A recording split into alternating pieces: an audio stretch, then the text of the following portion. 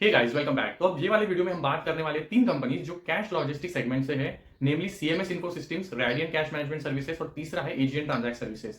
तो इसेंशियली ये जो कंपनीज है इनके लिए मेजॉरिटी जो पाई ऑफ रेवेन्यू है इनका ऑलमोस्ट 60% सीएमएस एंड रेडियंट के लिए वो आता है कैश लॉजिस्टिक बिजनेस से। मतलब बैंकिंग की जो नीड होती है कि भाई हमारे एक ब्रांच से दूसरे ब्रांच में कैश को मूवमेंट करना है, ट्रांजिट करना है, या फिर ब्रांच से लेके किसी एटीएम तक कैश को लेके जाना है, एटीएम को रिफिल करना है, रिप्लेनिश करना है। तो ये सारी जो काम की सर्विसेज को प्रोवाइड करती है ये कंपनी, सीएमएस हो गया, रेडियंट हो गया, एजीएस। तो मेजॉरिटी ऑफ रेवेन्यू इनके लिए आता है। तो समझने वाली बात ये है कि इनका जो बिजनेस है वो सर्विस बेस्ड है। तो इनका जो रेवेन्यू मॉडल होता है दो तरीके का होता है, आइदर फिक्स्ड फी बेस्ड रेवेन्यू मॉडल होता है या फिर कमीशन बेस्ड फी रेवेन्यू मॉडल होता है। मतलब क्या होता है, इसेंशियली जब भी कोई बैंक सपोज अपने एटीएम का जो नेटवर्क है उसको आउटसोर्स करती है तो वो क्या बोलेगी, आइदर में फिक्स्ड फी बेस्ड रेवेन्यू मॉडल होगा, या फिर आप मतलब आपको एक सर्विसेज देने वाली कंपनी उसको एक monthly fixed fee as a revenue मिलेगा, या फिर बेस्ड ऑन द ट्रांजैक्शन जहां पे जितना हो रहा है उसके बेसिस पे एक रेवेन्यू मिलेगा। तो उस तरह से फिर बिडिंग होती है। जो ये सीएमएस जैसे प्लेयर्स है उस बिडिंग प्रोसेस में पार्ट लेते हैं, या अगर उनको लगता है कि बिडिंग की जो क्राइटेरिया है वो फेवरेबल है तो कॉम्पिटिटिव बिडिंग होगा, और अगर आपको बिड जीत जाते हैं तो आपको वो एटीएम के जो ऑपरेशन से हैंडल करने का टेंडर आपको मिल जाएगा। तो ये सर्विसेज इस तरह से ये प्लेयर्स को मिलता है काम करने के लिए। और ये सर्विस बेस्ड बिजनेस मॉडल होने की वजह से आपको एक्सपेक्टेशन क्या रखना है, सी आपको क्योंकि ये सर्विस बेस्ड बिजनेस मॉडल है यार, ऑलरेडी ये जो प्लेयर्स है, जो बड़े बड़े बैंक्स है, प्राइवेट हो गया, पीएसयू बैंक्स हो गया, सबके साथ काम कर रहे हैं। और प्राइवेट साइड तो ऑलमोस्ट जो सारे बैंक्स है काफी हद तक उन्होंने अपने जो एटीएम के ऑपरेशन से ऑलरेडी आउटसोर्स किया है। तो एक्सपोनेंशियल ग्रोथ को आप यहाँ पे एक्सपेक्टेशन नहीं रख सकते हो। आपको इन सारे प्लेयर्स के जो रेवेन्यूज है उनमें हाई टीम्स में 20-25% के कैगर का रेवेन्यू आप एक्सपेक्ट कर सकते हो। हाई टीम्स में जैसे रेडियंट का गाइडेंस होता है, सीएमएस 20-25% तक ग्रो उसने लास्ट फाइनेंशियल ईयर में किया था। तो with that expectation if you thinking कि भाई we want to have some share in the portfolio जो ये स्पेस से ग्रो कर सकता है, तो दिस इज वन स्पेस। ये कंपनीज लो ग्रोथ है रिलेटिवली, बट ये लो पी में भी है, बिकॉज ये बिजनेस में एज सच कोई स्पेसिफिक मोड नहीं है कि यही कर सकती है। यहाँ पे अनलिस्टेड प्लेयर्स भी है। एसआईएस एक है जिसका एक, अब एसआईएस तो लिस्टेड है बट उसका एक आर्म है जो कैश लॉजिस्टिक करता है। एक चेकमेट सर्विसेज है, फिर हिताची का एक कैश लॉजिस्टिक का बिजनेस है। तो there quite a few players, यहाँ पे कॉम्पिटिशन काफी है। तो रिलेटिवली यहाँ पे पी थोड़ा कम मिलता है, they are low relatively low growth, but ये अच्छा प्रॉक्सी प्ले है। अगर आपको लगता है कि अगर बैंकिंग सर्विसेज जो आगे चल के बढ़ेंगे, जो बैंक का नेटवर्क है आगे चल के एक्सपांड होगा, रूरल में पेनिट्रेशन बढ़ेगा, बैंकिंग अगर ग्रो होगा इसेंशियली, तो ये जो कैश लॉजिस्टिक कंपनीज है उनको डेफिनेटली बेनिफिट मिलता है। तो it is a proxy play. अगर बैंकिंग ग्रो होगा तो ये कंपनीज को डेफिनेटली उसका फायदा मिलता है। तो ये इसेंशियली पहले तो जानना देखना समझना जरूरी है। लो पी कंपनीज है बट ये थोड़ा रिलेटिवली लो ग्रोथ भी है, but these are stable businesses. मतलब इनका लॉन्ग टर्म के टेन्योर्स का पार्टनरशिप होता है बैंक के साथ, तो एक रिकरिंग सर्विस मॉडल है और आपको एक स्टडी ग्रोथ यहाँ पे दिखेगा। तो ये पहला पॉइंट है समझना while getting into the depth of these companies. तो पहले अभी शुरुआत करते हैं सीएमएस से। तो सीएमएस का जो बिजनेस मॉडल है उसमें 60% एज ऑलरेडी सेट जो रेवेन्यू आता है कैश लॉजिस्टिक से आता है, एंड जो रिमेनिंग उनका सर्विस रेवेन्यू आता है 40% वाला वो मैनेज सर्विसेज से आता है। तो सीएमएस ने understanding the need of the our अपने रेवेन्यूज को 2017 से ही डाइवर्सिफाई करना शुरू कर दिया था। तो जैसे अब एटीएम को end to end AI OT solutions के थ्रू रिमोट मॉनिटरिंग करना इनके मैनेज सर्विसेज में आता है, या फिर वो जो बैंक के ऑपरेशंस होते हैं एटीएम वाले उनको एट द मंथ एंड में रिकंसिलिएशन करना। तो ये सारी जो सर्विसेज भी एडिशनली वो देती है एटीएम की जो रिलेटेड सर्विसेज होती है, और वहां से अराउंड 40% के रिलेटेड इनको रेवेन्यू आता है। ठीक है, अब इनका जो पूरे जो 9 मंथ का परफॉर्मेंस रहा है ना वो थोड़ा स्लगिश रहा है, because there are various factors. अब इनका जो ग्रोथ है एज आई सेड कि डिपेंडेंट है बैंकिंग के ग्रोथ पे। एटीएम का अगर नेटवर्क बढ़ेगा तो इनको ग्रोथ मिलता है, एटीएम के रिलेटेड ऑर्डर्स आएंगे तो इनको रेवेन्यू मिलेगा, राइट। तो अब इसेंशियली इनका जो एक बड़ा सा ऑर्डर है, इनके पास अराउंड 1900 करोड़ के ऑर्डर थे which they were going to execute in this quarter, but क्योंकि वो एग्जीक्यूशन में डिले हो रहे हैं, and this is not a delay because of CMS info systems, this is a delay because happening जो इनको पीएसयू बैंक का order मिला है।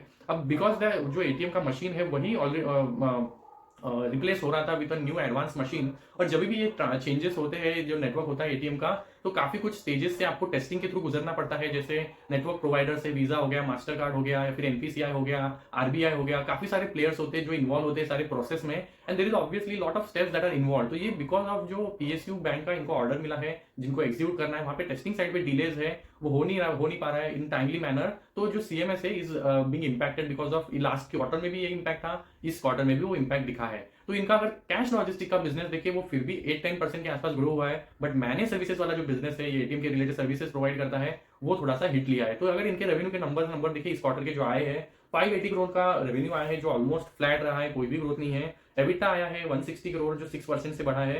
पैट आया है 93 करोड़ 7% से बढ़ा है। मार्जिन हालांकि इनके इंप्रूव है 27.5%, और पैट मार्जिन है 16% जो दोनों 110 और 160 बेसिस पॉइंट से बढ़े हैं। तो नंबर्स इनके कुछ ज्यादा खास थे नहीं, और 9 मंथ का परफॉर्मेंस भी देखिए तो रेवेन्यू हार्डली 10% से ग्रो हुआ है। 1800 करोड़ का जो टॉप लाइन है, और बॉटम लाइन है 274 करोड़, जो भी अराउंड 8% से ग्रो हुआ है। बट मार्जिन इनके स्टेबल है, 25-26% के आसपास ये मार्जिन कमांड करते हैं। जो बेस्ट इन क्लास है, जो करंटली कॉम्पिटिटर्स है, इनमें सबसे अच्छे जो मार्जिन है इन्हीं के है। तो अब हुआ क्या, तो कैश लॉजिस्टिक्स वाला बिजनेस है, वो इनका ब्रेड एंड बटर बिजनेस है। अराउंड 60% रेवेन्यू आता है, 404 करोड़ का रेवेन्यू उसमें आया, जो 8% से ग्रो हुआ। ये मार्जिन भी अच्छे कमांड करता है, 25.6% का यहाँ का एबिट मार्जिन है, जो 40 बिप्स से थोड़ा सा घटा है। But this part of the segment still grew well. But जो अदर है 40% रेवेन्यू मैनेज सर्विसेज से आता है, वहां पे 10% की डिक्लाइन की, एज आई सेड, जो एग्जीक्यूशन वाले डिलेज चल रहे हैं। Now, having said that, this is a story what has happened till Q3, but now they have very clearly mentioned कि execution का जो pace है वो बढ़ गया है। तो H1 में out of that 1900 करोड़ जो execution हुआ था 15% पे था, H2 के बाद जो H1 के बाद 15% पे था, अभी वो 30% तक execution पहुंचा है। एंड बाय लास्ट क्वार्टर जो Q4 अभी चल रहा है, वो एंड होते होते एग्जीक्यूशन 60% तक पहुंच जाएगा फॉर दैट 1900 करोड़ ऑर्डर, ऐसा इनका कहना है। तो ऑलरेडी दे हैव सीन कि दिसंबर से एंड अभी जनवरी में जितना हुआ है, एग्जीक्यूशन का पेस बढ़ गया है।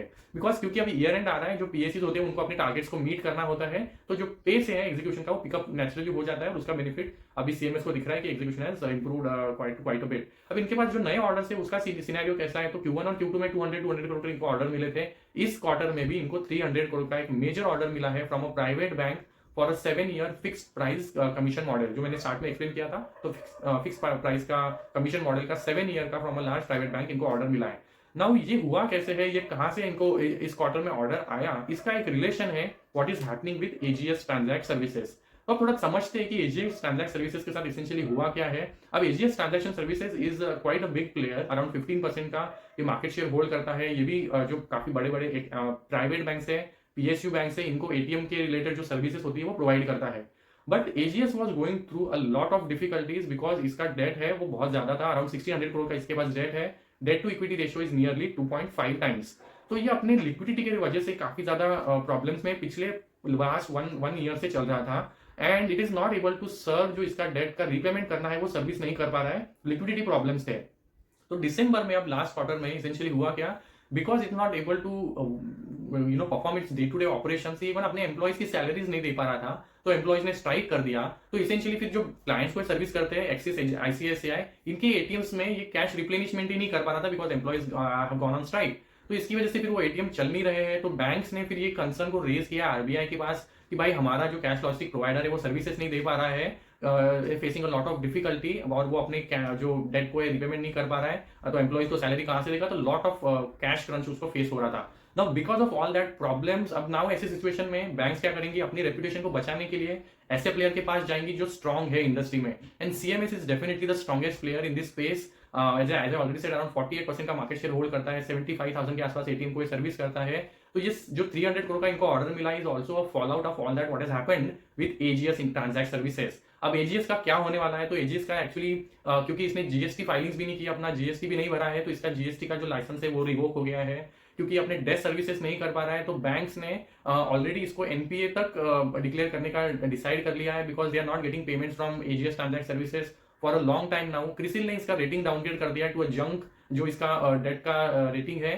तो AGS essentially is into big soup, ये तो यहाँ से निकल पाएगा मुझे बहुत डिफिकल्ट लग रहा है। अब इनका जो Q1 इस फाइनेंशियल ईयर का जून का परफॉर्मेंस था, तो फर्स्ट टाइम इन्होंने अपने ऑपरेशनली अच्छा परफॉर्मेंस दिखाया था, 28% का एबिटा मार्जिन दिखाया था, और पैट भी इनका फर्स्ट टाइम पॉजिटिव आया था after long period. And management ने काफी कुछ स्टेप्स लिया था, इन्होंने कुछ पैसा भी रेस किया था, स्टेक को डाइल्यूट किया था डेट को रीपेमेंट करने के लिए। तो देयर वाज अ होप कि यहाँ से शायद ही बच जाएगा, but I don't think that has work well in their favour. तो अब ये सिचुएशन और डामाडोल होते हुआ दिख रहा है, and AGS I don't think will revive from this situation. अब देखना पड़ेगा, अब इनका डिस्कशन तो ये तक यहाँ तक चल रहा है, अगर ये एनपी डिक्लेयर कहा किया जाए तो ये शायद इंसॉल्वेंसी की तरफ भी जा सकता है। तो डेफिनेटली अगर in case you are invested into AGS, I don't need to tell you कि आपको क्या स्टेप लेना है, it is best just get as soon as possible out of if you are invested already into AGS, because situation is very bad in terms of जो AGS के साथ हो रहा है। इसने अपने क्वार्टर के जो 3 के नंबर्स है वो भी डिक्लेयर नहीं किए हैं, एंड इवन इनके जो एग्जीक्यूटिव डायरेक्टर्स वगैरह है ये सब रेजिग्नेशन कर रहे हैं। तो if you are looking at what is happening at AGS, you will understand all these things are panning out. अब ये पॉजिटिव सीएमएस के लिए या फिर अदर कंपनीज के लिए इसलिए है बिकॉज कॉम्पिटिटिव इंटेंसिटी जो है अब वो कम होने वाली है।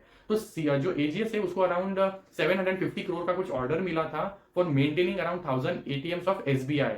नाउ सी, जब आप इतना एक बड़ा प्लेयर जो 15% का मार्केट शेयर होल्ड करता है, जब मार्केट से निकल जा रहा है, is not able to service its obligations, तो एक वैकेंट जगह क्रिएट हो जाएगा जो सीएमएस और जो रेडियन जैसे प्लेयर्स या अदर प्लेयर्स है वो ऑक्यूपाई कर सकते हैं। दैट्स वाई जैसे कॉम्पिटेटिव इंटेंसिटी बढ़ेगा, it is a really good sign for a good players like CMS. तो दैट व्हाट इसेंशियली जिसकी वजह से management look very confident while इनका जब Q3 का कॉन कॉल हुआ, इनको लगता है कि आगे वाले जो क्वार्टर्स है they are going to be better for us in terms of growth. अब ये तो चलो हो गया कॉस्ट जो कैश लॉजिस्टिक्स का इनका बिजनेस है। आगे चल के इनका फोकस कहाँ है, तो CMS is trying hard to grow into different businesses. जैसे इनका फोकस है डायमंड, बुलियन और ज्वेलरी, तो डीबीजी का जो लॉजिस्टिक बिजनेस है वहां पे ये फोकस कर रहा है। Now rational behind that is क्योंकि ऑलरेडी इनका एक काफी अच्छा नेटवर्क है to different location, different pin code पे ये अपने सर्विसेज को प्रोवाइड करते हैं कैश लॉजिस्टिक्स की। अगर उसी नेटवर्क पे आप डीबीजे के अगर लॉजिस्टिक्स का बिजनेस करेंगे तो without incurring any further newer cost you can get an additional revenue, right? So that is a logic behind in getting into this business, high value product which need secure transit। और ये business जो है ना डीबीजे का transit का business, ये काफी unorganised है करंटली, इसमें ऑर्गेनाइज प्लेयर का एंट्री बहुत कम है and CMS is looking to enter into that business. और ये सिर्फ वन एग्जांपल है, ये कॉन्स्टेंटली अपने रिटेल साइड पे क्लाइंट्स को ऐड कर रहा है। अब इस क्वार्टर में इसने कितने सारे रिटेल क्लाइंट को इसने ऐड किया, इसका डायरेक्ट नंबर नहीं है, बट H1 में इसने डायरेक्ट 60 रिटेल क्लाइंट को ऐड किया था। तो ये एक ग्रोथ ड्राइवर आगे चल के होने वाला है डीबीजे। इसके अलावा जो इसने रिमोट मॉनिटरिंग सॉल्यूशन डेवलप किया था, तो इसेंशियली क्या, अगर आप बैंक का अगर आप एटीएम है अगर उसको कंसीडर करेंगे तो पहले एक वहां पे एक चौकीदार होता था जो एटीएम की निगरानी रखता था। But in case you are observing, अब वो चौकीदार है वहां से हट गया है बिकॉज वहां पे एआई कैमरेज लगे हुए हैं। तो these AI cameras are able to track जहां पे भी एटीएम पे कुछ अननेचुरल मूवमेंट्स हो रही है, which is suspicious action that are happening at an ATM. तो ये जो कमांड सेंटर इनका होता है वहां पे नोटिफिकेशन जारी करता है कि there is some suspicious activity happening at an ATM and alert generate करता है अपने कमांड सेंटर पे which CMS can track remotely. तो ये वाला जो काम है अब ये रिटेल में डिफरेंट प्लेयर्स को प्रोवाइड कर रहा है। हॉस्पिटैलिटी सेक्टर में, हॉस्पिटल सेक्टर में इसने करंटली इस क्वार्टर में एक जो क्विक कॉमर्स प्लेयर है उसका जो डार्क स्टोर का नेटवर्क है या फिर उसका जो वेयर हाउस का पूरा नेटवर्क है वहां पे ये रिमोट मॉनिटरिंग सॉल्यूशन को प्रोवाइड करने का काम चालू किया है।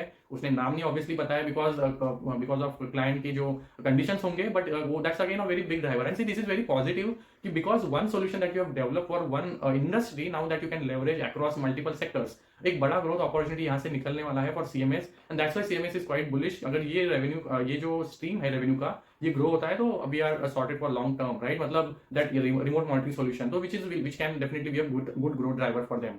तो देखते हैं अब इनके लिए कैसे पैन आउट होता है। इसके अलावा ये कुछ इनऑर्गेनिक एक्विजिशन पे भी फोकस कर रहे हैं, इन्होंने प्रीवियस क्वार्टर्स में भी बोला था। तो चार जो सेक्टर्स है जिसपे फोकस कर रहे हैं, these are more in terms of technology. तो ये एक्विजिशंस को देख रहे कि भाई अगर वो एक्विजिशन करके हमें कुछ नया कैपेबिलिटी मिलेगा या फिर कुछ नया टेक्नोलॉजी मिलेगा जो हम हमारे बैंक्स को सर्विस कर रहे हैं ऑलरेडी उनको देके उसको मॉनिटाइज कर सकते हैं, तो इन टर्म्स में ये देख रहे हैं कि वो टेक्नोलॉजी को हासिल किया जाए, उस डायरेक्शन में ये एक्विजिशंस को टारगेट कर रहे हैं। तो they are in advance stages of some of those discussions. उन्होंने रिवील नहीं किया है, कुछ टाइमलाइन भी नहीं दिया है, बट उन्होंने बोला है कि भाई एंड ऑफ फाइनेंशियल ईयर जब इनका इन्वेस्टर डे वाला एक प्रेजेंटेशन होता है तो वहां पे कुछ डिटेल्स को शेयर करेंगे। इवन जो ग्रोथ पर्सपेक्टिव है फॉर डीबीजे बिजनेस, वहां पे रिलेटेड जो प्रोस्पेक्टस है वहां पे भी वो इन्वेस्टर डे में रियल नंबर्स को शेयर करेंगे। तो देखना पड़ेगा ये आगे चल के कैसे पैन आउट होता है। इनका जो अब तक का जो 9 मंथ का परफॉर्मेंस है वो इतना कुछ प्रॉमिसिंग मुझे नहीं लगा, और जो फाइनेंशियल ईयर का पूरा टारगेट था इनका अराउंड 2600 करोड़ का जो रेवेन्यू करने का, उसको भी इन्होंने थोड़ा सा घटाया है बाय 100 करोड़। तो may be they will just reach 2500 crore eight the end of the financial year. तो ये पूरा साल सीएमएस के लिए काफी स्लगिश सा रहा है, और इसके पीछे का एक और जो बड़ा वजह है वो कंजम्पशन का स्लोडाउन है। सी कंजम्पशन जैसे कम होगा, ट्रांजैक्शंस कम होंगे, कैश का जो रिक्वायरमेंट है, जो मूवमेंट है इन द सर्कुलेशन है वो सब घटेगा, और वो जैसे घटेगा CMS is definitely going to have an impact. तो but as and when that again start to bounce back, CMS is going to benefit. तो अब बजट में भी कुछ टिंकरिंग किया गया है to improve that situation, help करने के लिए एंड कंजम्पशन को बढ़ाने के लिए। तो विल सी, बट अब तक का इनका परफॉर्मेंस लगिश सा रहा है, but they are hopeful Q4 onward they will definitely see there is going to be pickup in the number. देखते हैं आगे चल के कैसे परफॉर्म करता है। इनका फाइनेंशियल ईयर जो FY25 है compare to FY24 performance is definitely slower, but this is good company in terms of जो पोटेंशियल है, और इनका management again is absolutely good quality management. तो चलो देखते हैं, will definitely keep tracking them even in the fourth quarter. तो अब यहाँ तक रखते हैं, रेडियंट की बात करते हैं। तो radiant delivered a good set of numbers, मतलब इनका Q2 was also good and Q3 के जो इनके नंबर्स आए वो भी काफी अच्छे आए। अगर इनका रेवेन्यू देखे तो आया 116 crore and I am talking about consolidated numbers. So mind you, इनका जो प्रेजेंटेशन है वो इतना घटिया है भाई। अपने प्रेजेंटेशन में 9 मंथ के एक तो नंबर्स आपने दिए नहीं है, उसके बाद कंसोलिडेटेड आपके जो नंबर्स है उसका भी कहीं पे मेंशन नहीं है। मतलब बहुत ही घटिया प्रेजेंटेशन, मतलब मैंने जितने प्रेजेंटेशन देखे हैं कंपनीज को मैं ट्रैक करता हूँ, रेडियंट का presentation is one of the worst. आपने जो अच्छा काम किया है भाई, एटलीस्ट उसको अपने पीपीटीज में एटलीस्ट दिखाओ तो सही। मुझे पूरा कॉन कॉल सुनने के बाद ये सब पता चला, मतलब what their numbers are really. तो अच्छे नंबर्स आए, बट आगे उसको कन्वे तो करो अपने पीपीटी में। अगर कोई पीपीटी देखेगा और स्टैंडअलोन नंबर्स को देखेगा तो स्टैंडअलोन नंबर का रेवेन्यू का जो ग्रोथ है हार्डली 5% है, तो which is not a right story. तो आप अगर कंसल्टेड नंबर देखेंगे तो रेवेन्यू ग्रो हुआ है 116 करोड़ का रेवेन्यू 16% से बढ़ा है। जो एबिटा आया है 22 करोड़ जो 29% से बढ़ा है, तो इनको एक ऑपरेटिंग लेवरेज भी मिला है। पैट 15 करोड़ जो 26% से बढ़ा है, मार्जिन 20% एबिटा, पैट मार्जिन 13% जो 200 बेसिस पॉइंट से बढ़े हैं। तो नंबर्स वर रियली गुड, क्योंकि ये अगेन जैसे सीएमएस अपने बिजनेस को डाइवर्सिफाई कर रहा है, एक पैटर्न शिफ्ट हो रहा है इनके बिजनेस में। रैडियन का business is also undergoing a change, तो इन्होंने भी अपने बिजनेस को डाइवर्सिफाई करना शुरू किया था। इन्होंने इनऑर्गेनिक रूट चूज किया, इन्होंने एक्विजिशन किया था एस मनी का, जो एक फिनटेक प्लेयर है, रूरल में बैंकिंग सर्विसेज को प्रोवाइड करती है। तो जब ये एक्विजिशन किया था तो S money was a loss making company. ये लास्ट क्वार्टर में Q2 में ये प्रॉफिटेबल हुई थी, 5 करोड़ का इसने टॉप लाइन किया था लास्ट क्वार्टर में, एंड जस्ट मतलब वो प्रॉफिटेबल हुआ था। इस क्वार्टर में S money has now doubled its revenue to 11 crore, और इसने एबिटा पॉजिटिव काम किया है, 25% एबिटा मार्जिन एस मनी के है। इसलिए इनका जो कंसोलिडेटेड रेवेन्यू का जो नंबर है वो बहुत ही अच्छा आया है, बिकॉज एक तो लॉसेस कम हो गए हैं, एंड जो एबिटा वाला लॉस वाला सेगमेंट था एस मनी वाला जो एक्विजिशन किया था, वो अभी एबिटा पॉजिटिव हो गया है, 25% का एबिटा मार्जिन एस मनी कर रहा है। इसके अलावा इन्होंने कॉस्ट कटिंग के कुछ मेजर्स लिए थे, कॉस्ट ऑप्टिमाइजेशन रैशनलाइजेशन किए थे, they have also started bearing fruits. इसके अलावा जो डीबीजी वाला बिजनेस है, इन्होंने भी ये जो डायमंड बुलियन और ज्वेलरी का जो लॉजिस्टिक बिजनेस है वहां पे एंट्री लिया था, एंड उसके लॉसेस को भी इन्होंने इस क्वार्टर में घटाया है। अभी तक ये एबिटा पॉजिटिव नहीं हुआ है, but with in next 2 quarters इनका कहना है वो भी एबिटा पॉजिटिव हो जाएगा। तो इनके नंबर्स मुझे रिलेटिवली अच्छे लगे, और इनका 9 मंथ का अगर परफॉर्मेंस देखे तो इन्होंने 323 करोड़ का रेवेन्यू किया है जो 14% से बढ़ा है, 58 करोड़ का एबिटा किया है जो 12% से बढ़ा है, और 39 करोड़ का पैट किया है जो अराउंड 8% से बढ़ा है। तो इनका नंबर्स अगर कंपेयर करने जाए तो सीएमएक्स से भी मुझे थोड़े बेटर लगे इन टर्म्स ऑफ जो परफॉर्मेंस इन्होंने 9 मंथ्स में डिलीवर किया है। But see this is a period जहां पे अक्रॉस इंडस्ट्री थोड़ा स्लो डाउन है, and in this situation this companies have delivered sluggish numbers, but that is a weak scenario. Will have to actually see जब scenario ठीक होता है तो ये नंबर्स कैसे आते हैं। तो ग्रोथ कहां से आई रैडियन के लिए, उस पर थोड़ा फोकस करते हैं। तो इनके लिए जो ग्रोथ आई, एज आई सेड, कि एक तो एस मनी है जो इनके लिए अच्छा कर रहा है। अब ये एस मनी इसेंशियली एक और काम करता है, ये बैंकिंग के जो सॉल्यूशंस होते हैं गांव गांव तक पहुंचाता है, रूरल एरियाज में पहुंचाता है थ्रू पॉस मशीन्स। तो जो पॉइंट ऑफ सेल्स वाले जो मशीन्स होते हैं ये डिस्ट्रीब्यूट करके डिजिटल ट्रांजैक्शंस को एनेबल करता है। तो इस क्वार्टर में इन्होंने अराउंड 15,000 के आसपास पॉस मशीन्स को डिलीवर किया है। लास्ट क्वार्टर के H1 के एंड तक इन्होंने आई थिंक 38,000 कुछ पॉस मशीन्स को डिस्ट्रीब्यूट किया था, वहां से इनको मशीन सेल करने पे कुछ रेवेन्यू मिलता है, एंड देन अगेन जो ट्रांजैक्शंस होंगे थ्रू दैट पॉस मशीन एक ट्रांजैक्शन छोटा सा फीस भी मिलता है, एंड ऑल्सो एएमसी जो एनुअल मेंटेनेंस बिजनेस होता है वो भी मिलता है फॉर दैट पॉस मशीन। तो इस क्वार्टर के एंड में ये लोग ने अब तक अराउंड 52,000 के आसपास जो पॉस मशीन है उनको डिस्ट्रीब्यूट किया। टारगेट है इनका at the end of the financial year 65,000 POS machine को डिलीवर करना टू डिफरेंट रिटेल आउटलेट से वहां पे पहुंचाना। तो यहाँ से इनके लिए एक रेवेन्यू का स्ट्रीम अच्छे से जनरेट हो रहा है जो इनको रेवेन्यू में बूस्ट कर रहा है। अब इनका कहना क्या है, देयर आर 2 करोड़ आउटलेट्स है विद इन इंडिया, जिसमें से अराउंड सिर्फ 85 लाख जो रिटेल आउटलेट्स थे वहां पे पॉस मशीन्स पहुंचे हैं। तो that is hardly kind of 45% kind of penetration. तो पेनिट्रेशन जो पॉस मशीन का है वो भी अभी तक नहीं हुआ है, एंड जो रेडियंट है वो तो इतना छोटा है, हार्डली 52,000 की हमने बात की, राइट। मतलब that is miniscule in terms of percentage of number of POS machines that can be distributed in the rural markets. तो इसका फोकस रूरल पे रहता है। आप देखेंगे तो इनका टीयर 3 में फोकस काफी ज्यादा है। जो सर्विसेज अपने प्रोवाइड करता है, कैश लॉजिस्टिक्स हो गया या फिर ये जो कैश ट्रांजिट के सॉल्यूशंस प्रोवाइड करता है, इसने अपने टच पॉइंट्स को बढ़ाया है। अगर आप देखेंगे टच पॉइंट 10% से बढ़े अराउंड 77,000। इसने डायरेक्ट क्लाइंट, तो सिमिलर स्ट्रैटेजी है जैसे सीएमएस डायरेक्ट रिटेल प्लेयर के साथ अपने बिजनेस को बढ़ाने के लिए काम कर रहा है, रिटेल क्लाइंट्स को ऐड कर रहा है। Radiant is also adding retail players, तो 25 क्लाइंट्स को इसने इस क्वार्टर में ऐड किया, एंड 9 मंथ में अभी तक इसने 51 क्लाइंट्स को ऐड किया है जो डायरेक्ट इसके क्लाइंट होने वाले हैं for cash transaction business, cash transit business. तो things are going good for them. अब इनका गाइडेंस क्या है, तो इन्होंने अभी स्पेसिफिकली नंबर में गाइडेंस दिया है कि रेवेन्यू को हम हाई टीन्स में ग्रो करेंगे इस क्वार्टर में। अब 9 मंथ में अगर अराउंड 14-15% तक पहुंचे हैं, आगे के लिए इनका गाइडेंस है हम हमारे जो रेवेन्यू का नंबर है उसको हाई टीन्स में ग्रो करेंगे। मार्जिन्स यहां से ज्यादा और इंप्रूव हो सकते हैं, करंटली 20% एबिटा मार्जिन्स पे है, और हिस्टोरिकली अराउंड 25% कर रहे थे। Now because of S money वाला एक्विजिशन और जो ये डीबीजी वाला बिजनेस को ये इनकॉर्पोरेट कर रहे थे, तो कॉस्ट बढ़ गए थे and S money was loss making, अब वो प्रॉफिटेबल हुआ है तो इनके मार्जिन इंप्रूव होंगे, यहाँ से भी आगे चल के इंप्रूव होंगे, but BBJ still loss making, तो थोड़ा टाइम लगेगा, तो they will still recover back to their historical margin 25%, but थोड़ा वहां पे टाइम लगने वाला है। तो मार्जिन तो इंप्रूव होंगे ऐसा इनका कहना है, रिटेल पे फोकस है। एंड जब ये स्लगिशनेस जो कंजम्पशन स्लाइड पे है, जब ये स्लगिशनेस कंजम्पशन स्लाइड पे वो कम होगा, यहाँ पे रिवाइवल आएगा, ग्रोथ आएगी, कंजम्पशन इकोनॉमी में बढ़ेगा, तो रिवाइवल विल हेल्प जो रैडियन का business itself also to grow, because again it's a consumption based business at the end of the day. तो यही सारे पॉइंट्स पे जो रैडियन थे उसने भी बात की। इसका जो 9 मंथ का परफॉर्मेंस है I think comparatively is better than CMS info systems, AGS के तो हमने ऑलरेडी बात कर ली। तो तीनों को देखे तो Radiant has performed definitely well better, well in compare to other 3 players.